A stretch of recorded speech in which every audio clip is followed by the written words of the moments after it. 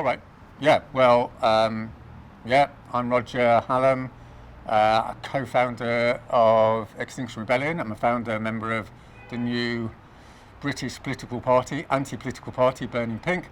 I'm doing this video about my recent experiences of being in prison and about the ecological crisis and about Burning Pink. If people don't know, I've been charged with conspiracy to cause criminal damage. I should add, without lawful excuse. And my position, I suppose, is that I did have lawful excuse. I've been in front of a trial. I've been in front of a jury before, being charged with criminal damage. I told people that we're doing it because of the climate crisis. The jury found me and my co-defendant not guilty unanimously. So the plan is to do that again. I want to say something about my prison experience, which was pretty tough, and how that relates to the COVID crisis. So I've been in prison a few times, but this time is pretty dire.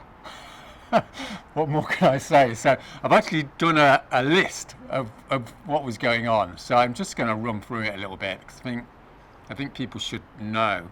So here we go. So I was in for 4 weeks. So it took a week to get a pillow, a kettle and proper bedding. In fact, the pillows had to be nicked by the prison officer. That's what she said. It took 3 weeks to get a change of clothes, to get my washing done. My cellmate had his washing done. They brought it back. It hadn't actually been washed at all. It took 4 weeks to get the books sent to me. My books were censored on the first occasion. They had to be sent from a retailer, and I got them, 3 or 4 weeks in. I got no visits in the month I was there. I only got through to my solicitor on the 25th day. I didn't get a vegan diet. I filled in 2 application forms. I filled in 2 complaint forms. If you think that it was something to do with, them not liking a vegan, the Muslim guy I was in with, he got non-halal meat, like on quite a few occasions, because they weren't telling him what was in the food either. I got moved after a fortnight. I missed 3 meals because of some complications around the moving, so I wasn't given enough food. When I moved to the new cell, it took 3 hours to clear it out. There was dead cockroaches, there was rotten food on the floor. Okay, so on the new cell, there's a loo in the cell. There's these little tiny cells. There's 2 guys in the cell. There's a loo at the end of it. Like, the loo had shit in. There was no loo brush. They said they didn't have any. There was no toilet seat. The loo didn't flush properly. You had to cut your shit up to make it go down the loo. I'm just telling you how it is. So wasn't that great? I complained about it. They gave me shampoo and a dishcloth to clean the loo with. There's rust around the loo. There's mould on the wall. Like, we had to put newspapers under the cell door to stop cockroaches coming in and the mice coming in.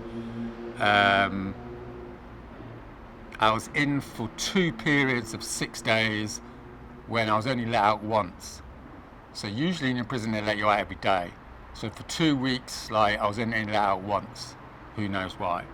Now all this is like, the point I'm trying to make by saying this is not so people feel sorry for me or anything like that, right? I've been a farmer for 20 years. I'm tough. I don't really care, right? To be honest with you. The point I'm saying this is there's loads of people in prison at the moment who are in these shit conditions, and they're in for months and months because they can't get in front of a court because they're on remand, because all the courts aren't working because of COVID. All this stuff in the prison is happening because of COVID, right? It's not because the prison officers are being horrible, some of them are, but the main reason is because of COVID, right?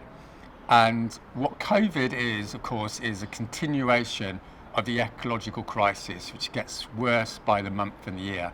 So the main point here is that the ecological crisis is not about polar bears and recycling, right? It's about a horrendous and exponentially increasing imposition of suffering and injustice on people that have no voice. Like, there's a teenager in that prison who's been told he's going to be in there for 2 years waiting to go to trial, right? This is for remand. In other words, he's not been proven guilty or anything, right? Do you see what I mean? This is just like to get to court to actually find out whether he's guilty or not, right? Now, that's his first offence. That's what COVID means, is the state basically gives loads of money to the rich people and the justice system, no one gives a shit about it, and people are like left to rot, literally, in prison, in these shithole cells. That's what we're looking at now. So that brings me on to why I was in, right? Because if people don't know, there was a member of the Green Party, I'm not going to say who it is, but he came to a meeting, he recorded the Zoom call, he gave it to the police, and the police arrested us, and 5 people got put into prison. And I'm not going to comment on the case because of legal reasons, but the broader point here is that the Green Party, like the rest of the parties, are primarily interested in power. They're not interested in telling the British public the truth. And we know that because the Green Party had an explicit policy for 2 years or so to say, we're not going to tell the British public about the climate crisis because it's going to lose us votes, right? They only changed their tune in the April Extinction Rebellion last year when they discovered the climate emergency. And since then, as we know, they've talked about it, but they're not organising mass civil resistance. They're not organising mass civil disobedience, which is what needs to happen. So the reason potentially people in the Green Party don't like us is because people from Burning Pink went to their offices and put paint on the wall. The reason they put paint on the wall isn't because they were vandals or they hated the Green Party or they were just shitty people, right? They did it because there's a fucking crisis, right? There's this head fucking beyond bad situation and nothing's happening. And nothing's happening because people aren't telling the truth and are not acting on the truth. And what we've said to the Green Party, and this is still an outstanding request to the Green Party, is for the leaders of the Green Party to have an open dialogue. We need, in the environmental movement, in all the radical movements, we need an open debate on why we've utterly failed and are continuing to utterly fail to get anywhere on the massive transformation we need. And there's a public invite, and I'll make it again, to the leaders of the Green Party to have an open YouTube debate with myself and Valerie, who's going to stand for London Mayor for Burning Pink next May, assuming that's when the election happens. And we can have a civil conversation about what it means to engage in civil resistance at a time when the governments are consciously and willingly planning the genocide of the next generation.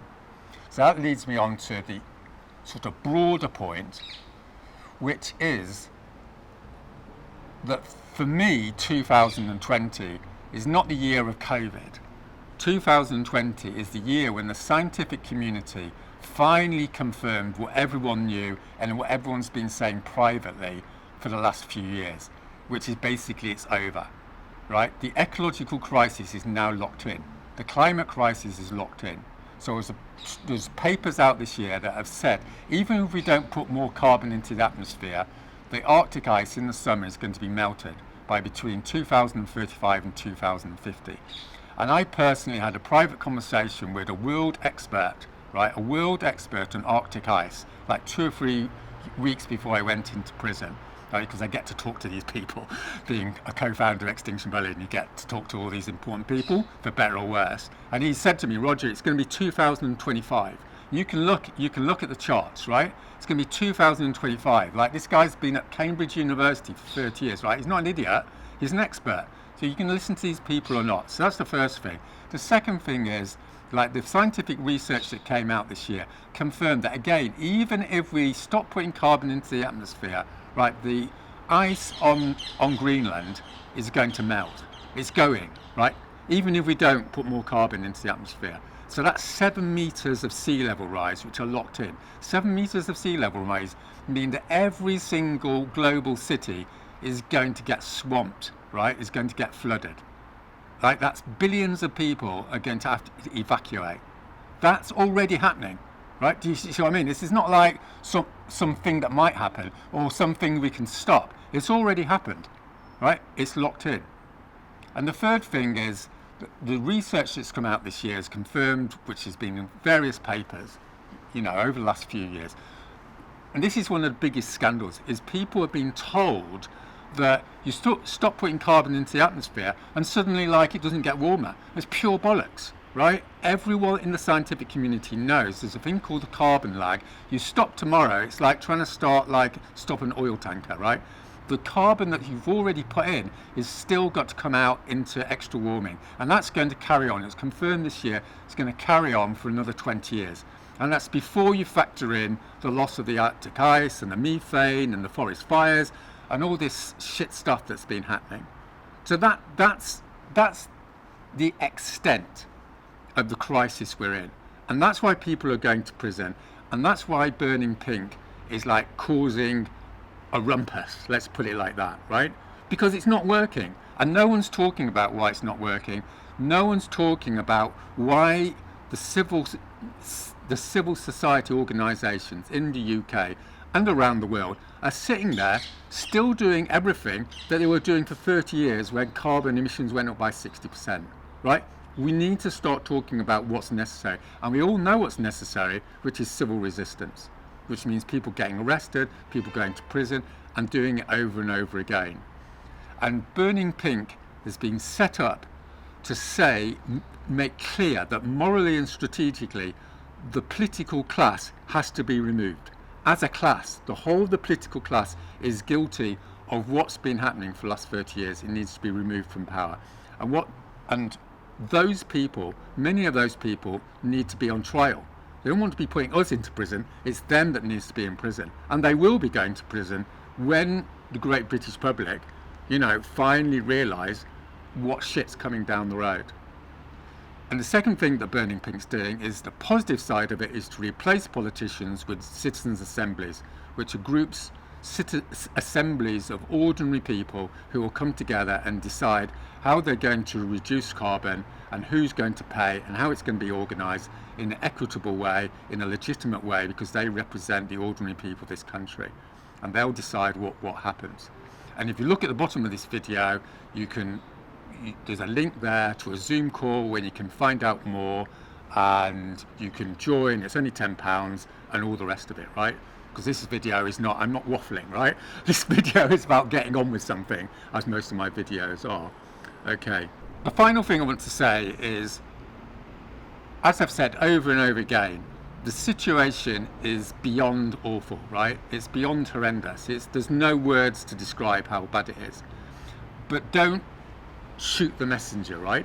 I'm just here to tell you what's going on, because I get all these people, scientists and strategic analysts and security people, they talk to me privately, and there's all these private conversations going on around the world, and someone has to tell the public, the British public and the global public, what actually is the plan, what actually is going to happen.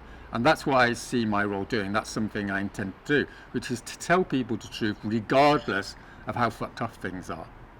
So that's it. And the last thing I want to say is thank you so much to all the people that supported me in prison and sent letters and what have you. I've only been out 2 days, but I'm back on the go, and it was lovely and I felt really supported by it. But thank you, and the best of luck to everyone watching this video, because there's lots of work to do. Thanks.